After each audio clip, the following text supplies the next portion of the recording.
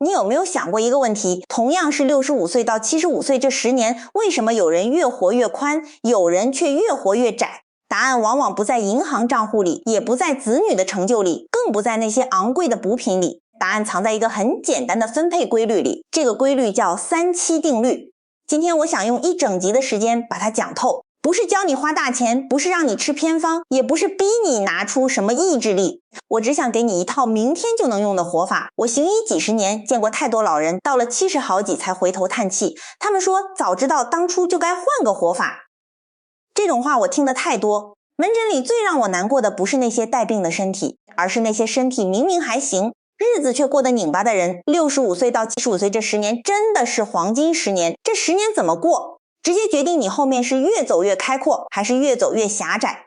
很多长辈以为富养自己就是吃好一点，玩多一点，买贵一点，其实真正有效的富养是学会分配你的饭量，分配你的活动，分配你的时间，分配你的人情，分配你的注意力。这5个分配合起来就是我说的3-7定律，它只有15个字：3分饿，7分饱，3分动，7分日常，3分忙，7分从容，3分为人，7分为己，3分留白，7分珍惜。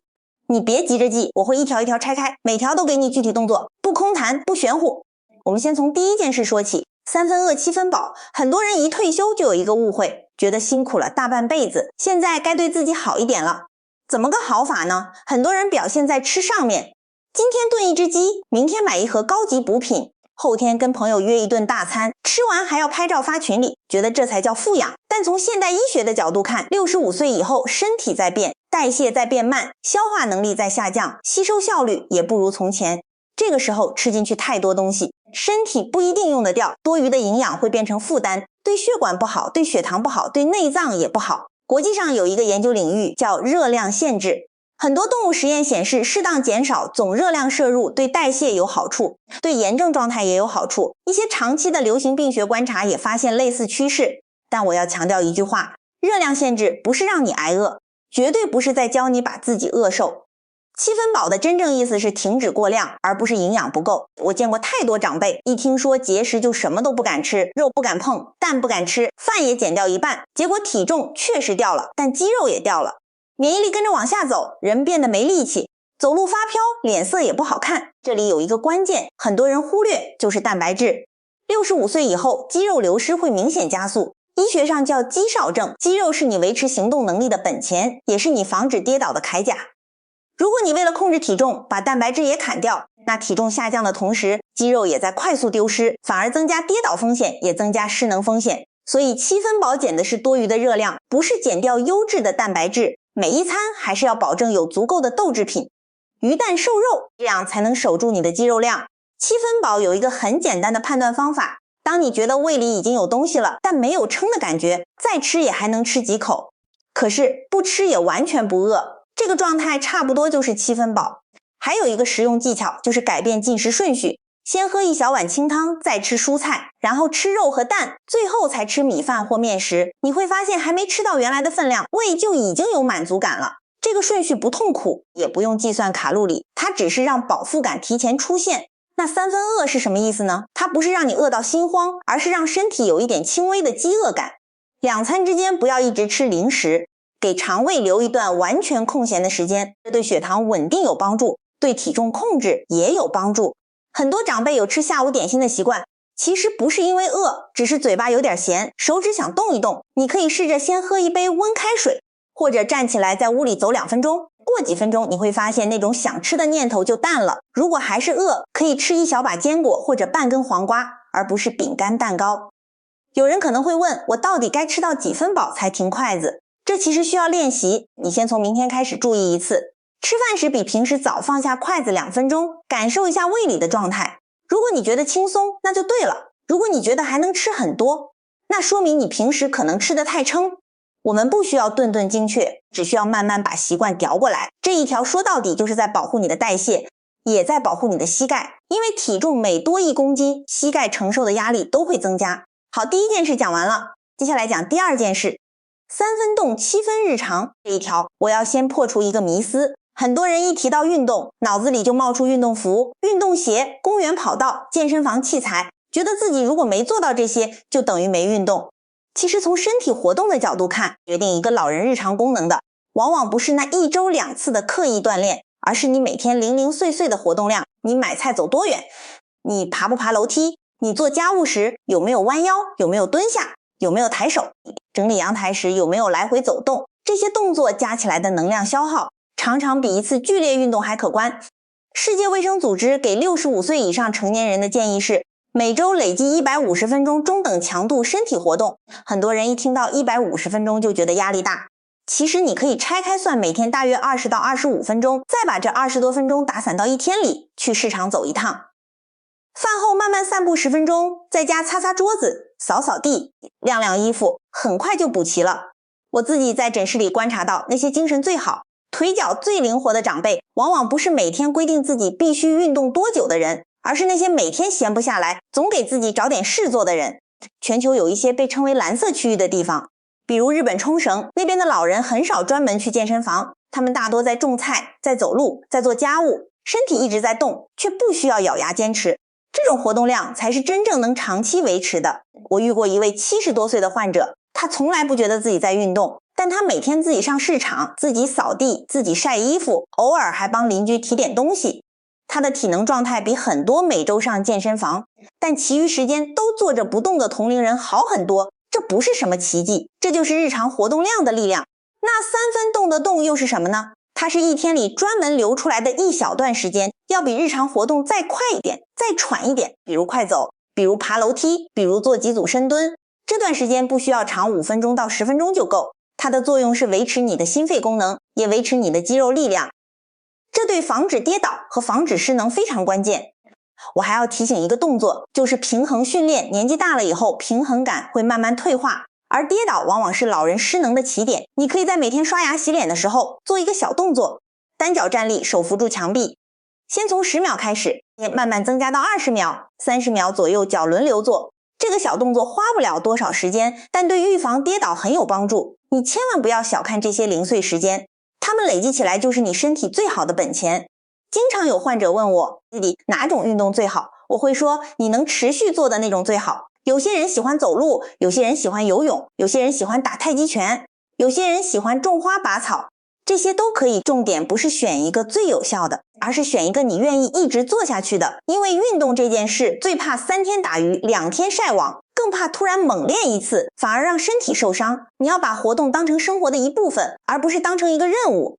任务会让人想逃避，生活不会。好，第2件事讲完了，接下来讲第3件事。3分忙7分从容。退休之后，我观察到2种很鲜明的长辈。第一种，退休没多久就彻底躺平，每天醒来不知道要做什么，打开电视看到睡着，睡醒了又继续看，生活没有重心也没有期待。这种状态对大脑退化其实是有风险的，因为大脑需要刺激，需要目标，需要一点适度的挑战。第2种刚好相反，把退休当成了第2份工作，每天比上班还忙，今天帮这个朋友，明天忙那个活动，后天还要组织聚会，行程排得比没退休时还满，结果压力越来越大，血压也上来了，睡眠也乱了，身体反而出了问题。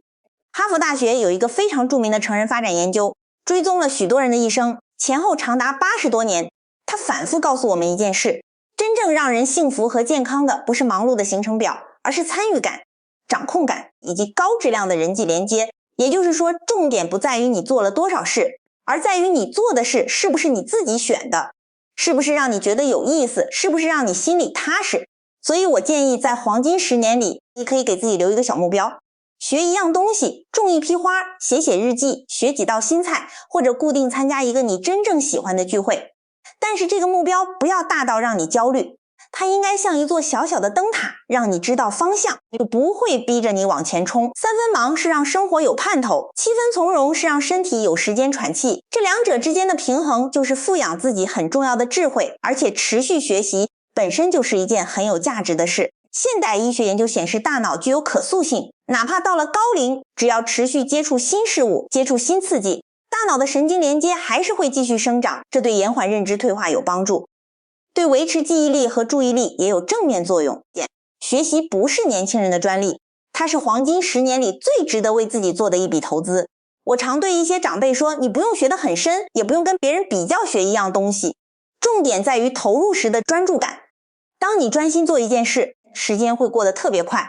那种心里踏实的感觉本身就是一种最好的滋养。你可以学书法，可以学园艺，可以学简单的摄影，也可以学怎么用手机拍视频，甚至只是把年轻时没空读的书捡起来读几页，这些都算。关键是你要有一点属于自己的事情，而不是整天围着别人的安排转。好，第3件事讲完了，接下来讲第4件事。这一段可能是整个内容里最戳心的一条，叫3分为人，7分为己。我在门诊里看过太多超过60岁的长辈，生活重心完全放在别人身上，去子女家带孙子一带就是一整天。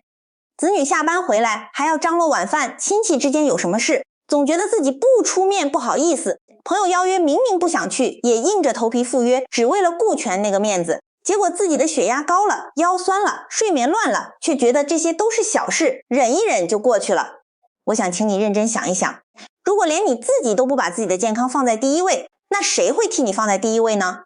哈佛的研究反复印证，优质的人际关系是健康的重要支柱，但优质的关系从来不等于牺牲自己去讨好别人。恰恰相反，当你的身心状态稳定，当你自己的能量充足，你能给出去的支持才是有品质的。我常跟一些长辈说一句话，父母活得好，活得明白，本身就是对子女最大的支持。子女最怕的不是你没有把孙子带好，而是你把自己累倒了，变成了全家人的负担。所以3分为人，7分为己，不是教你自私，而是教你设定边界，怎么温和的拒绝。可以从很小的事情开始，比如你觉得累了，就坦白说，今天我需要休息，下一次再去当子女提出一个要求，你觉得超出负荷，就说这个我帮不上忙，但我可以帮你想办法。当朋友约你参加一个你并不想去的活动，就说我最近身体有点累，想在家缓一缓。一开始你可能会不习惯，甚至可能有人不高兴，但你的身体会感谢你，你的心里也会慢慢松下来。我还要提醒很多人，不好意思拒绝，其实是害怕破坏关系。但你仔细想一想，真正关心你的人，会因为你一句我需要照顾自己，就不再爱你吗？还是说他们其实也期待你能过得好一点？很多时候我们以为的别人的期待，其实是自己的想象。学会把别人的期待还给别人，把自己的日子还给自己，这不是自私，这是最基本的自我疼惜。而且当你开始尊重自己的界限，别人反而会更尊重你。一个总是说好的人有了，别人会习惯忽略他的感受。一个懂得温和拒绝的人，反而会让别人更认真对待他的需要。你可以在心里给自己设一条线，哪些事可以帮，哪些事需要量力，哪些事必须拒绝，不要等到身体报警才后悔。好，第4件事讲完了，最后讲第5件事，3分留白，7分珍惜。65岁之后，人最容易犯的错就是把心思放在2种地方，一种是懊悔过去，觉得当年如果怎样就好了，另一种是担忧未来，怕生病，怕失能，怕钱不够用，怕拖累家人。这2种念头都会把现在这个当下消耗掉。但黄金10年最珍贵的地方就在这，它还在。你手里过去不能改，未来不能定，你唯一能做的就是好好过今天。我建议每天给自己留一段无事可做的时间，不用长，15到20分钟就够。坐在阳台喝杯茶，看看天空，听听鸟叫，或者就是发呆，什么正事都不做。这段时间不是浪费，是让大脑和身体重新归零。还有一个很简单的心理练习，睡前写下今天3件让你觉得还不错的小事，哪怕是今天出门阳光很好，或者是吃到一碗好吃的面，或者是接到一个问候电话，都可以写。这个练习很多研究都发现能有效提升人的幸福感，因为它教我们把注意力从少了什么转移到拥有了什么7分。珍惜就是把关注点从我还能活多久转移到今天怎么过得值得3分。留白是允许自己偶尔停下，不必随时都有效率，不必把每分钟都填满。那些真正活得豁达的长辈，不是因为运气好，而是因为他们有意识地把每一天都当成可以好好活的一天。他们也会生病，也会遇到烦心事，但他们不会让那些事占据全部的心，他们会留一点空间给自己，留一点温柔给当下。好，5个3期讲完了，我们再来回看一遍。3分饿7分饱，3分动7分日常，3分忙7分从容，3分为人7分为己，3分留白7分珍惜。你发现了吗？这不是什么高深的道理，它是一套很朴素的分配艺术，告诉你在饮食上，在活动上，在心态上，在人际上，在时间上，怎么把力气用对地方。你不需要一次把5条全部做到，那样太勉强也太有压力。你可以先挑一条最心动的，试着做1个礼拜，感受身体和心理的变化，然后再慢慢加入第2条，富养自己。不是一场考试，没有人会给你打分。它更像是一趟旅程，一步一步走，沿途的风景才是真正的收获。最后，我送你3个明天就能开始的具体动作。第一，明天吃饭的时候试着比平常早一点放下筷子，感受一下7分饱的感觉。第二，明天不管多忙，抽出20分钟散步、爬楼梯、做家务都可以让身体动一动。第三，明天试着对一件你原本想答应，但其实已经很累的事情，温和地说，一次不把时间留给自己，只要这3件事做到了，你就已经开始用3-7定律富养自己了。今天讲的内容纯粹是健康科普和养生经验分享，不能代替专业医生的诊断和治疗，每个人的身体状况都不一样。如果你有慢性病或者身体有不舒服的地方，请一定要去咨询你的家庭医师，让专业的人为你做专业的判断。如果你觉得今天的内容有帮助，请帮我按个赞，订阅这个频道，打开小铃铛，才不会错过下一集健康与养生的分享。把这篇内容分享给你关心的人，就是对我最大的支持。我们下集再见，一起把往后的日子过得比从前更明白。